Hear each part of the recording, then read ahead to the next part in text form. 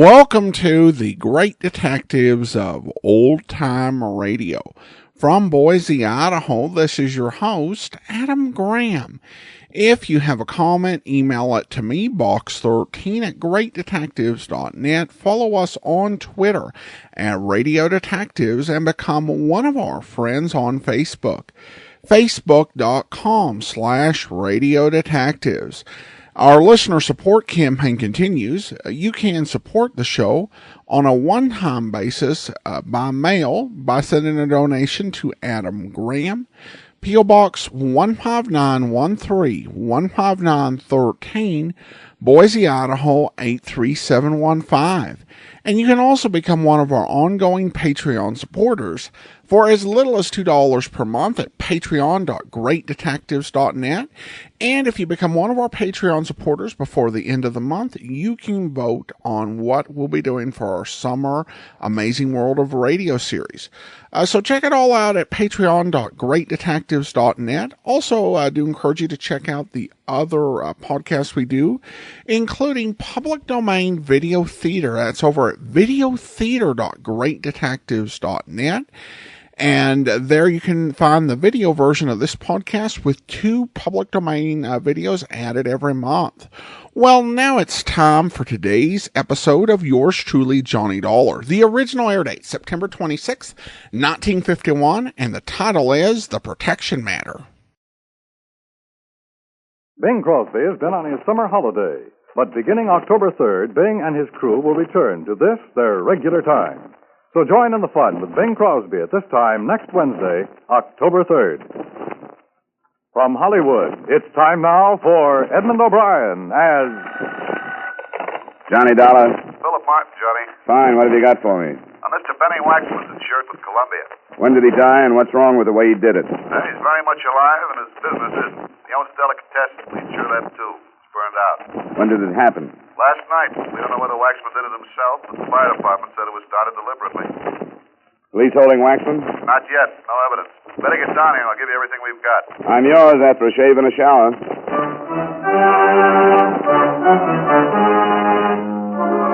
Edmund O'Brien in a transcribed adventure of the man with the action-packed expense account.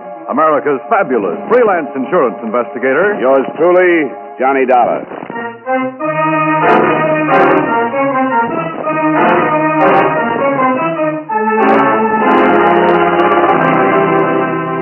Expense account submitted by Special Investigator Johnny Dollar to Home Office, Columbia All Risk Insurance Company, Hartford, Connecticut. The following is an accounting of expenditures during my investigation of the protection matter. Expense account item 1, 3256, train fare and incidentals between Hartford and New York City after I received from you the necessary information concerning Benny Waxman. I arrived in New York at 3:30 in the afternoon and made my way through a heavy rain to 1078 East 105th, where I found Benny Waxman in a small apartment. Lieutenant Parkinson of the 15th Precinct was there also. Yeah, Mr. Waxman's in. What do you want him for? Johnny Dollar, I represent Columbia All Risk. Insurance? On Waxman's store. Who is it? Guy named Dollar from the insurance company. Come on in, Dollar. The insurance company? Yeah, you know, the reason you started the fire. I had nothing to do with it. I keep telling you. Over and over he keeps telling me, and over I keep telling him he's a liar. A liar? I'm not. My name's Johnny Dollar, Mr. Waxman. How do you do? We can't pin it on him yet. Some kind of a bomb. I ain't got no store anymore. Yeah, sure he ain't. Like the stuff they used in the war. Not a big explosion. Nobody heard an explosion. When it went off, it burned good. Incendiary? Yeah. Don't know how he got it, but we'll trace it. Incendiary? Of course you don't know how I got it. I didn't get it. How much was the place insured? $20,000. You're not going to get it, Waxman. Look, Lieutenant, I don't care no more. I don't care. Do you hear me? You will. I'll make you care. I didn't start it. There was a man killed in that fire. What? I didn't start it. I didn't kill nobody. I wouldn't. People lived over the store, 3 apartments. An old man didn't get out. Your company won't have to pay a red cent, Dollar, because I'm going to prove Waxman started it. Why would I burn down my store? I make a good living. Tell Mr. Dollar how much money you've got in the bank. You hear me, Waxman? $600. That's not much for a guy who makes a good living, is it, Mr. Dollar? I told you a dozen times. He told me he gave $5,000 to his daughter. It's the truth. You checked the daughter? That's a little tough. We can't find her. Used to live here with her papa, but she's just disappeared, and Papa doesn't know where she went. Do you, Papa? She went on a trip, Mr. Dollar. A vacation. Yeah, I gave her the $5,000 for a vacation. And he doesn't have any idea where she... I don't know where she went. He just gave her $5,000 for a little vacation. It broke him, but his daughter needed a little vacation. Don't care anymore. I tell you, I don't care. Mr. Dollar, tell your company I don't want the insurance money. You don't get out that easy. I don't want out for nothing. Look, you're on a spot. You figured it was a cinch. So many guys like you, Waxman, figure it's a cinch and forget about guys like me. I want you for a fire and a killing, and I'm going to get you. I'll say it forever. I did not do it. I'll say it till they take me to my grave. That doesn't give you much time. Well, I've got to be going. I'd like to look at that report, Lieutenant. Yeah, sure. Come along. No, I'll check with you later. I want to talk to Waxman. Sure, 15th Precinct. I'll be around until they find out where he got that bomb. Right. You're loose till I get something, Waxman, but do me a favor, huh? What is it? Try and leave town. I'd love it. See you later. Yeah. Mr. Dollar, go back and tell your company to forget it. I don't want the insurance money. If you didn't have anything to do with the fire, you're entitled to it. I'm going to leave this town when I can. Open a business somewhere else. Another city if I'm lucky. If you're not guilty, why not take the money? Because I cannot prove I am innocent. What are you afraid of? What? I said, what are you afraid of? It's pretty obvious you're afraid of something. I'm not afraid. I'm nervous. Policemen, the fire, and everything. That $5,000 for a vacation is pretty weak. Oh, please, Mr. Dollar, I let your company out of all the claims. They don't have to pay me nothing. Now, please, don't ask me any more questions. That cop's out to get you. Look, the law I believe in. If they convict me of something I did not do, then perhaps it is in payment for something I did to break the law. What? I can't explain. Now, please, Mr. Dollar. Okay. Look, Mr. Waxman. Good day, Mr. Dollar. I hadn't noticed.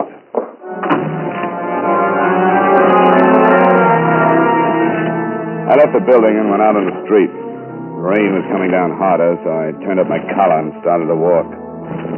I couldn't stop thinking about Benny Waxman and this crazy, mixed-up story. A guy who burns down his store with an incendiary bomb is smart enough to have a better story. The $5,000 he'd given his daughter for a vacation, that was wrong. Making himself look guilty by telling me to forget the claim, that was wrong.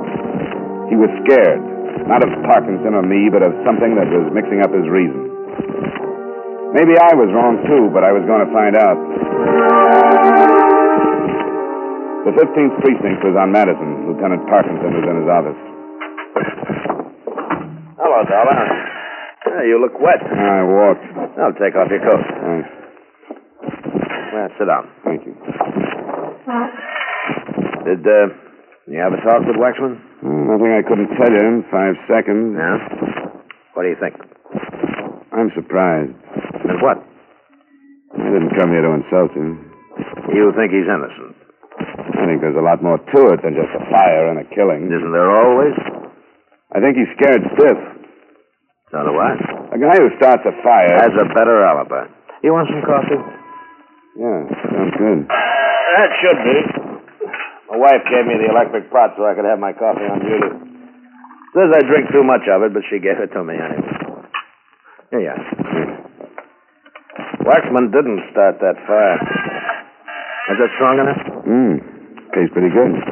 Guys who burn down their business do it 2 or 3 different ways. Not with an incendiary bomb. I've got to ride him. I tried to be nice to him, tried to get it out of him, but he's too scared. Of what? Well, now I have to guess. There's a protection racket here that covers every independent store in the city. It's the tightest, best controlled organization I've run up against. So tight that we've been trying to break it for a year. 2 other stores have gone up this way, but the owners are so scared they won't say a thing. Scared for their families? It's the best thing to be scared for. Waxman's daughter. Yeah. I don't know how she fits. I don't know how the $5,000 fits. What do you expect to gain by making him look guilty? Long shot. He won't say anything, but maybe one of his friends will. Maybe they'll say something. If they've been scared this long, He's got one friend, a very close friend, Angelino Giuseppe. Business? Yeah, delicatessen like Waxman. Angelino hasn't got a family, but he got beat up last year. Wouldn't make a complaint. He's scared, too. But he's only got himself to worry about. Maybe if he thinks his best friend is in line for a murder rap, he'll give us something to go on. Why don't you arrest Waxman? Make it look like he's really in trouble. I'll do that when I have to. I think his daughter is mixed up in it some way. Most of her clothes are still in the apartment. Maybe Waxman will be contacted. I want to be around when he is. Kidnapping? I don't know, Dollar. But a gang that can put this much fear into people might do anything. Waxman's been beat up a couple of times himself. Never pressed charges, but he's been pretty indignant. From what I can find out about him, he's not the type to pay for protection. Became a citizen 2 years ago and believes in what he had to learn to become a citizen. Well, maybe the 5,000 went to the gang. Yeah, it's possible. His daughter only got in town a month ago. Before, they could only work him over. With the daughter here... But if he paid them the 5,000, why burn down his store? I've only been guessing. I haven't got the answers. Oh, excuse me. Parkinson. Yeah. Yeah, I know you. Okay. How do you like that? What? It paid off. That was Angelina Giuseppe. He wants to see me. Great. You want to come along? Yeah, sure. Hey, you make pretty good coffee, Lieutenant. I get lucky sometimes.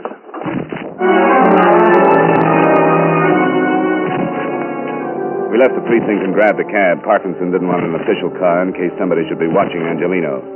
We cut across town, and 20 minutes later, we were walking through the front door of Angelino's delicatessen. A small, broad little man with a bald head moved around the counter and walked up to see us. Hello, Lieutenant. Hello, Angie. That's new man? Johnny Dollar, insurance investigator. Mr. Dollar? Hello, Mr. Giuseppe. What do you want to see me for, Angie? Well, it's about Benny. Oh, what about that? You're gonna arrest him? That's right. You think he burned down his own store? I know he did. What about you, Mr. Dollar? Do you think Benny burned down his store and killed that man upstairs? I've seen the evidence, Mr. Giuseppe. I think so. You bring me all the way over to ask me that, Angie? No, Lieutenant. Look, if I tell you something that maybe shows you that Benny don't burn down his store... What? Well, it's maybe going to make a lot of trouble for a lot of nice people. They'll get protection. I could get killed. Not while I'm around, Angie. Well, Come on, Angie. If you got something, give it to me. I was on my way over to pick up Benny. Now, if you've got anything that can save him, let's have it. Well, I can't prove that Benny did not burn down his place, but I think I can tell you who did. Who? Them guys. Them guys who come around once a week and collect the dough. Tell me about them. Well, you remember when I got beat up last year? Yeah. Them guys have done it.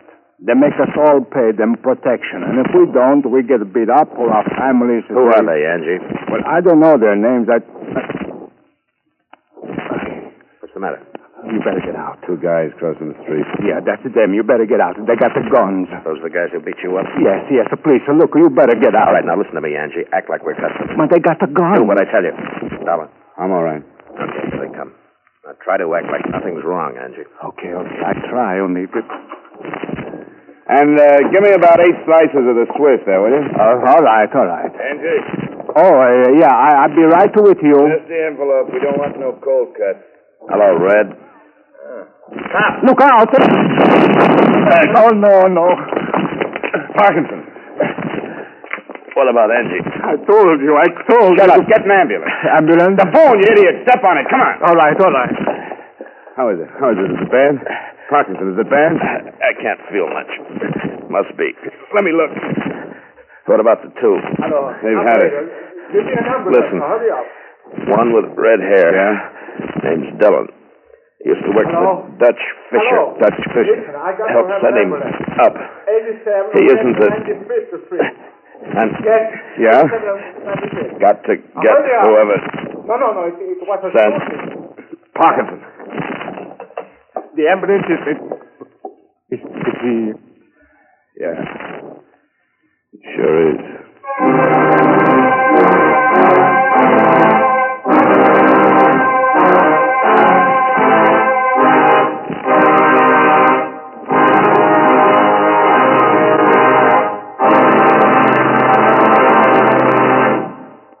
We'll return you to yours truly, Johnny Dollar, in just a moment.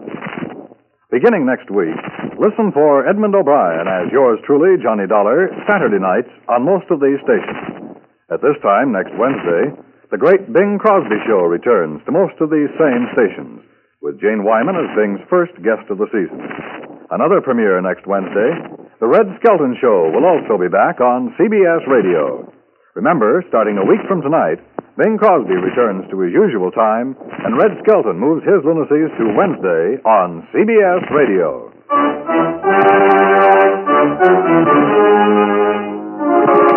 Now, with our star Edmund O'Brien, we bring you the second act of yours truly, Johnny Dollar.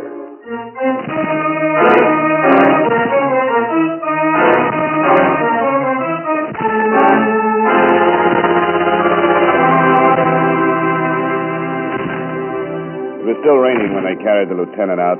I explained everything to a nice young cop named Brenner's. Angelino and I got into Brenner's car, headed for the 15th precinct. How long had you known Parkinson? I just met him a few hours ago. Yeah, we've been trying to crack this protection racket for a year. Looks like maybe we've started. The hard way. Yeah. I'll need your statement, Tom. Sure.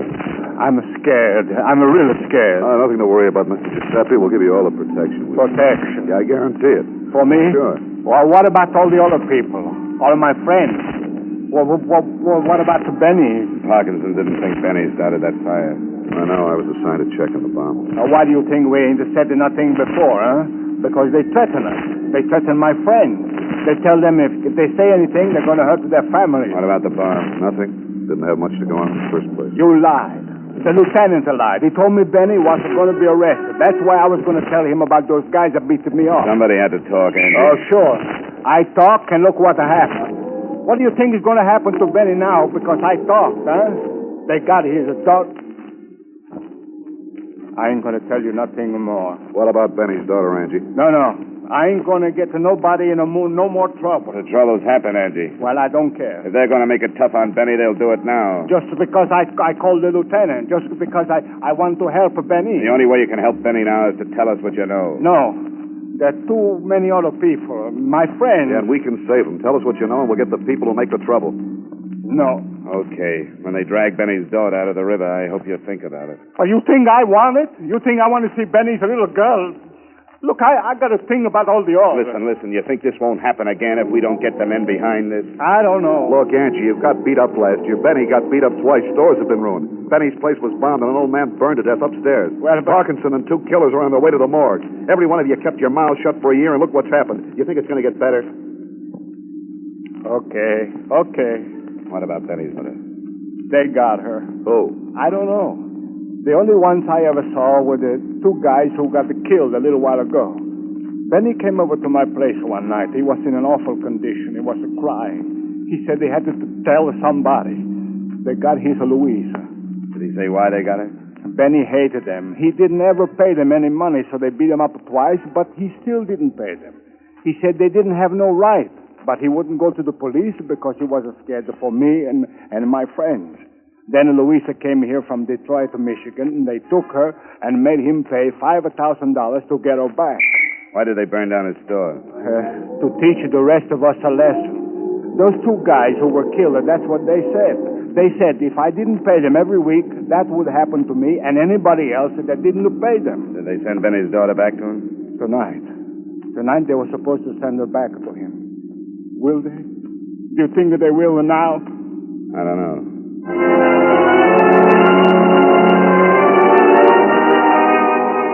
drove our way over the wet pavements that reflected the sun as it sank into the river behind us. At the precinct, Brenner's got our statements and took me down to the mug file to look at pictures of Red Dillon and his partner. That's Dillon. 1, 2, 3. 6 arrests, 2 convictions, 1 in this state. Kansas City import? Yeah, most of the arrests that city. That boy. I don't know anything about the other guy. I think he's new. When will you get a report? That shouldn't be long. Parkinson said Dillon used to work for Dutch Fisher. Yeah. Here's Fisher's package. He's still doing time. Yeah. Convicted June 1943. Sentenced to state prison July same year. 10 to 20. Armed robbery. That's him out. Branners? Yeah. Lou Fleischman? Oh, okay. FBI kickback, Thanks. That's the other one. Lou Fleischman. That name's on Fisher's card. Yeah? Convicted with Lou Fleischman. Wait a minute. Remember that rat fish you got sent up on? The big payroll job. Here it is. Lou Fleischman. Convicted 1943, 5 to 10. Released July 26, 1951. No wonder I thought he was a new boy. Looks like the gang stuck together. There was somebody else in that holdup. Had an alibi, if I remember. Never pinned it on him. Might be our boy. I can't remember him. It should be easy to check. Yeah, let's find out. It was beginning to fit. The two strong-arm boys had worked together in Kansas City for a man named Dutch Fisher, who was still doing time, and there was a fourth member of the gang still unaccounted for. In a half hour, Brenner's had the information. His name's Biolotti. I remember now. George Biolotti. We took the information down to the mug file and dug out the package on George Biolotti, the fourth member of the Dutch Fisher gang. Brenner's took one look at his picture, and his mouth fell open. Well, I'll be... What's wrong? George Biolotti. What about him? He's in this city. I know him. Well, let's go talk to him. No. Now, look. Benny's daughter is still missing. That remark I made about the river could become a fact. George Biolotti is George Bivens. That's the name I know him by. Came to this town about 7 years ago. Runs a respectable nightclub. Then pick him up. On what? Suspicion. He's clean in this town. Well, you've certainly got enough in this record to have a talk to him. There isn't much time. If we pick him up, that girl won't live 5 minutes. Yeah. Where's his nightclub? 52nd Street, the Yellow Parrot. Why? Well, somebody's got to talk to him. And in your official capacity, you'd never get the answers you wanted. What makes you think he'll give them to you? Because I kind of liked Lieutenant Parkinson.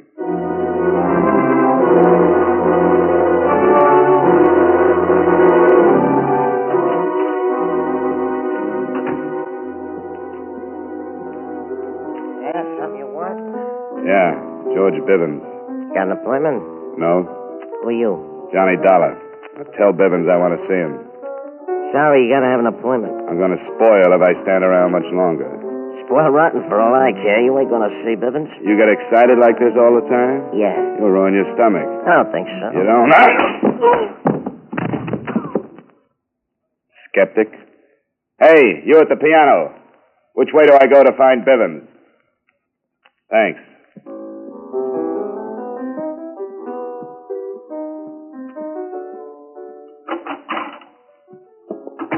Who are you?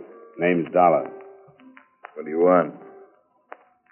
How'd you get by Ziggy? He's tied up with a stomach ache. Oh? Swallowed a fist. Okay, you get rough. What else do you do? Find out things? Cop? I'll make this quick, Bivens, because I have to. Red Dillon and Lou Fleischman are pretty dead. Yeah? Who are they? You worked with them in Kansas City in 43. I did? I forget. Dillon, Fleischman, and Fisher. Together you pulled a fancy payroll robbery. The law didn't think so. Lieutenant Parkinson was shot to death by Dillon. Is that all? Not quite. Well, get it off your chest. I'm busy. Dillon and Fleischman were working a protection racket. Look, They were just the collectors. I've had about enough of this. I'm going to throw you out. That's just what I want. Now get up.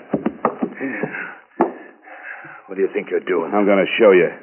You got Benny Waxman's daughter. What are you talking about? Sue me if I made a mistake. You've got his daughter. You're crazy, like... Why, you... Your two boys killed Parkinson and burned down Benny's store. I don't know what you know... Stand up. You busted my nose. You've been beating up a lot of nice little people for a year now. That nose is just a down payment. If you think you can bust in here and go...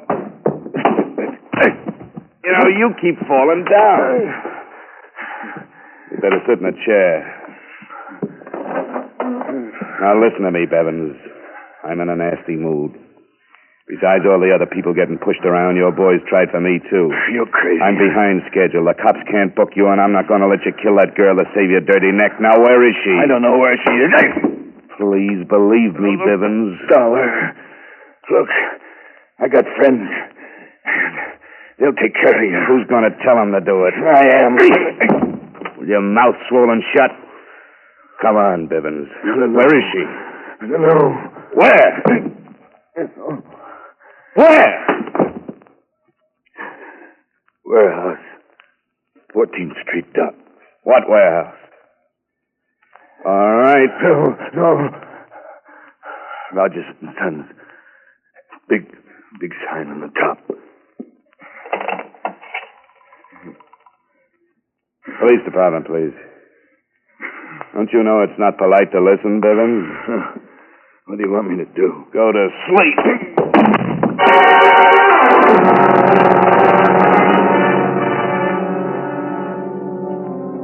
I gave Sergeant Brenners what I had, and he told me he'd meet me at the warehouse. But in the meantime, he'd sent over for Bivens. He was as good as his word, for in less than 3 minutes, radio patrolmen were taking charge of Bivens and his entourage. The place looked like a police lineup when I left and headed for the warehouse. It was getting late when my cab pulled up near the river, and a cold wind was moving in from the Atlantic. Brenners got there a few minutes later, and he staked out his men. If the girl is in there, I'd hate to go in the front door. Let's go in a window. I'm a second story man at heart anyway. How'd you ever get Bivens to talk? He'll tell you about it. He's bound to. You'd make a lousy cop. Brenners gave his men orders, then we went looking for a weak window. We found one in the back, crawled through, and dropped down on the dark, cold pavement inside the warehouse. I could hear a radio from somewhere towards the front of the building, so we picked our way along the wall until we found a flight of stairs and climbed up to the main floor. We opened the door and listened. Hey, you getting cold? Yeah. I wish Bivens would call and tell us what to do with this dame. We kept going, moving as quietly as possible until we saw them. 2 men sitting in a small storeroom. The door was open. We could see the girl, tied and gagged. It wasn't going to be easy. There's an understatement. How do we get them away from the girl? Make a noise. Bring them out to see what it is. Okay. We better separate. You get on that side so we get them between us. I want to shoot into that office. Right. Give it about 10 seconds and then push one of those crates over. I'm getting hungry, too. Now, relax. Hey. What? You hear something? Look who's telling who to relax. I didn't hear nothing. I'm getting the jumps. We've been in this dump for 3 days now.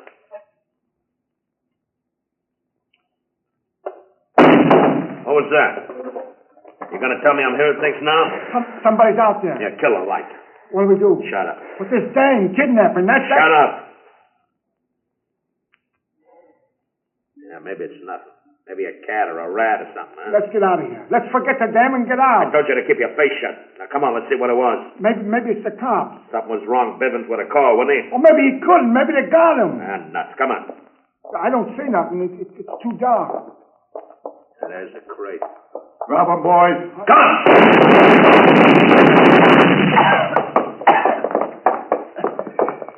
This one's dead. Yeah, the other one's on his way. Well, let's go get the girl. Benny's worried enough.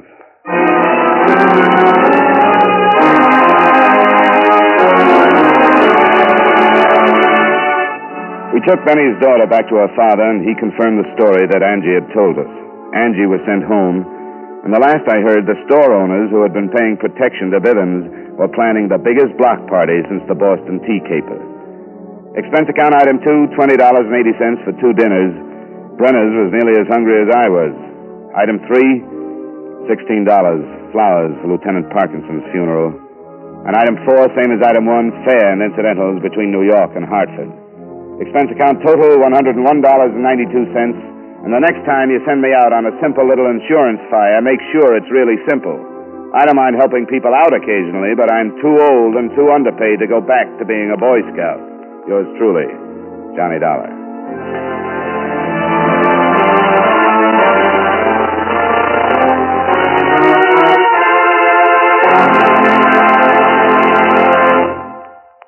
Yours truly, Johnny Dollar, stars Edmund O'Brien in the title role and was written by Blake Edwards with music by Eddie Dunstetter. Edmund O'Brien can now be seen starring in the Paramount Pictures production Warpath. Featured in tonight's cast were Joel Samuels, Bill Conrad, Sidney Miller, Jay Novello, and Ray Hartman. Yours truly, Johnny Dollar, is transcribed in Hollywood by Jaime Del Valle.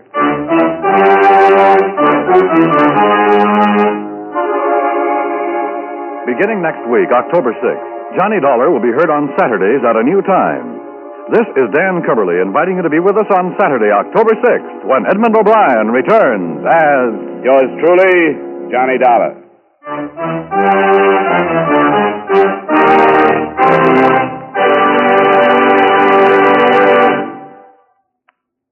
Our country needs the help of every citizen.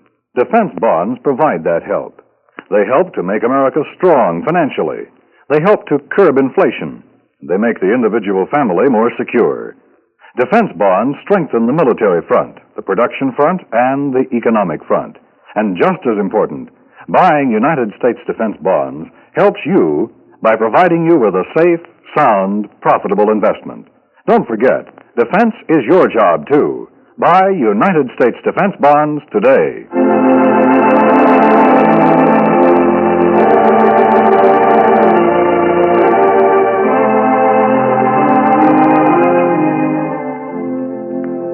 Strike a blow for freedom. Join the crusade for freedom to get the truth to people behind the Iron Curtain. As long as they're kept in ignorance, the 10th world situation may not improve. Support the crusade for freedom with funds for freedom. Stay tuned now for the Virgil Akins-Freddie Dawson fight, which follows immediately over most of these same stations.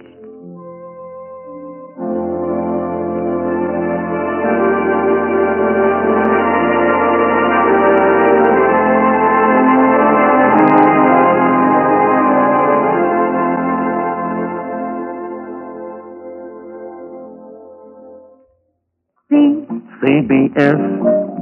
B for the best. F. Yes, yes, yes. The star's address is CBS. Remember, Wednesday night is Bing Crosby night on the CBS Radio Network.